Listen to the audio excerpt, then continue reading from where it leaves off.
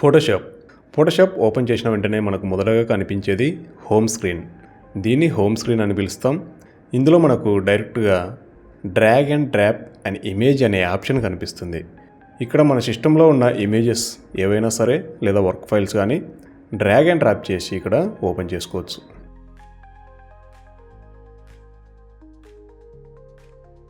ఒక ఇమేజ్ని ఇలా డైరెక్ట్గా మౌస్తో పట్టుకొని ఇక్కడ వదిలేస్తే ఫోటోషాప్లో ఆ ఇమేజ్ అనేది ఓపెన్ అయిపోతుంది. ఈ టోటల్ ఏరియాని ఇంటర్ఫేస్ అని పిలుస్తాం.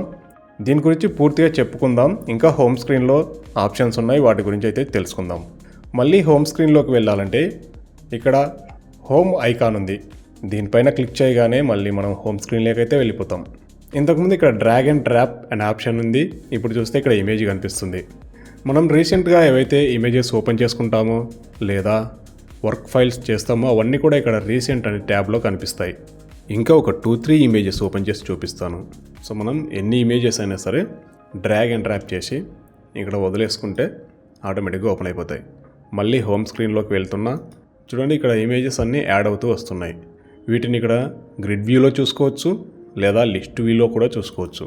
ఈ రీసెంట్ ఫైల్స్ని క్లియర్ కూడా చేసుకోవచ్చు. ఇక్కడ ఫైల్ అని ఉంటుంది, దీనిలోకి వెళ్ళి ఓపెన్ రీసెంట్ అని ఉంది.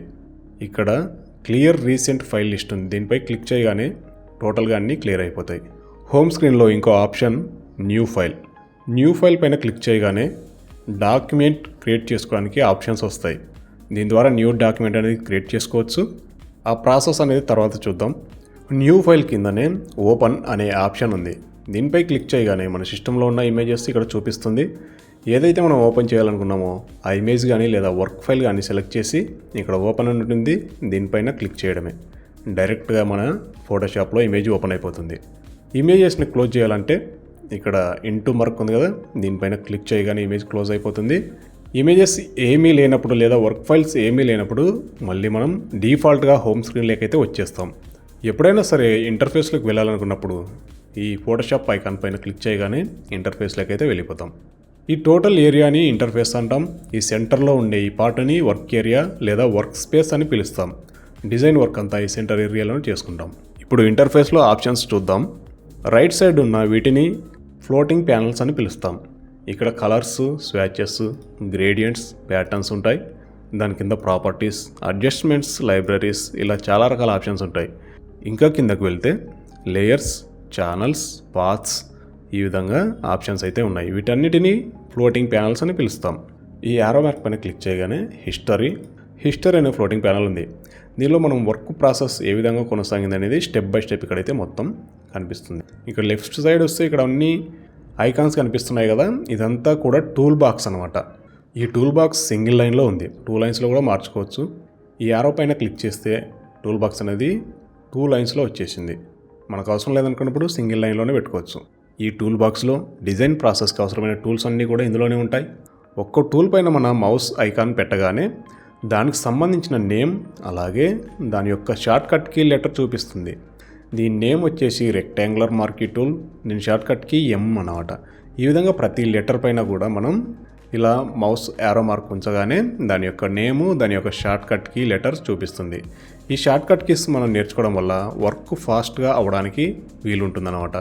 మనం ఈ లెటర్ ప్రెస్ చేయగానే ఆ టూల్ యాక్టివ్ అయిపోతుంది. చూడండి, brush tool B letter press చేయగానే దీని యొక్క టూల్లోకి మనం ఎంటర్ అయిపోయాం. ఇక టాప్లో పైన ఉన్నదాన్ని మెనూ బార్ అని పిలుస్తాం. ఈ ఒక్కో మెనూలో ఒక్కో రకమైన ఆప్షన్స్ అయితే ఉంటాయి. వీటిలో ఎఫెక్ట్స్, ఫిల్టర్స్, ఈ విధంగా రకరకాల ఆప్షన్స్ అయితే ఉంటాయి అన్నమాట. మెనూ బార్ కిందనే ఉన్నదాన్ని ఆప్షన్ బార్ అని పిలుస్తాం ఈ ఏరియాని. దీనిలో ఏంటంటే టూల్స్కు సంబంధించిన ఆప్షన్స్ అయితే ఇక్కడ మనకు చూపిస్తుంది. ఒక టూల్ వాడేటప్పుడు, యూజ్ చేసేటప్పుడు ఆ టూల్కి సంబంధించిన ఆప్షన్స్ ఇక్కడ ఉంటాయి.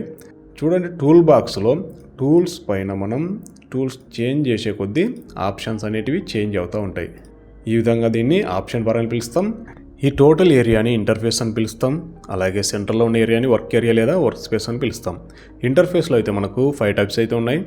ఈ ఐకాన్ పైన క్లిక్ చేయగానే ఇక్కడ essential, graphic and web, motion, painting, photography, ఈ 5 టైప్స్ అయితే ఇంటర్ఫేసెస్ ఉన్నాయి. దీనిపైన క్లిక్ చేయగానే ఇంటర్ఫేస్ అయితే మారిపోతుంది. చూడండి, డిఫాల్ట్గా అయితే మనకు ఎసెన్షియల్ అనే వర్క్ స్పేస్ ఉంటుంది. ఈ వర్క్ స్పేస్ ఏమైనా డిస్టర్బ్ అయినా మనం దీన్ని రీసెట్ చేసుకోవచ్చు. ఇక్కడికి వెళ్ళి రీసెట్ ఎసెన్షియల్ అనేది దీనిపైన క్లిక్ చేయగానే ఆటోమేటిక్గా రీసెట్ అయిపోతుంది. ఈ వర్క్ స్పేసెస్ని ఇక్కడ విండో అనే ఆప్షన్ ఉంది, దీనిలో కూడా చూడవచ్చు. దీనిపై క్లిక్ చేసి వర్క్ స్పేస్ చూడండి, same essential, graphic, web, motion, painting, photography, ఈ విధంగా వర్క్ స్పేసెస్ ఉన్నాయి. ఇక మనకు నచ్చినట్టు వర్క్ స్పేస్ని కస్టమైజ్ కూడా చేసుకోవచ్చు. మనకున్న ఆప్షన్స్ని ఈ విధంగా డ్రాగ్ అండ్ డ్రాప్ చేసుకొని ఇక్కడ సైడ్కి పెట్టుకోవచ్చు. మనకు అవసరం లేని వాటిని డిలీట్ చేసుకోవచ్చు. ప్రాపర్టీస్ అవసరం లేదనుకుంటే డిలీట్ చేసి, లైబ్రరీస్, అడ్జస్ట్మెంట్స్ ఇది కూడా అవసరం లేదనుకుంటే డిలీట్ చేయవచ్చు. డిజైనింగ్ ప్రాసెస్లో లేయర్ ప్యానెల్ అనేది ఇంపార్టెంట్ అనమాట. అందుకోసం నేను లేయర్ ప్యానెల్ని మెయిన్గా పెట్టుకున్నా, మిగతావన్నీ కూడా ఇక్కడ సింగిల్ లైన్లో అయితే అడ్జస్ట్ చేస్తున్నా. చూడండి,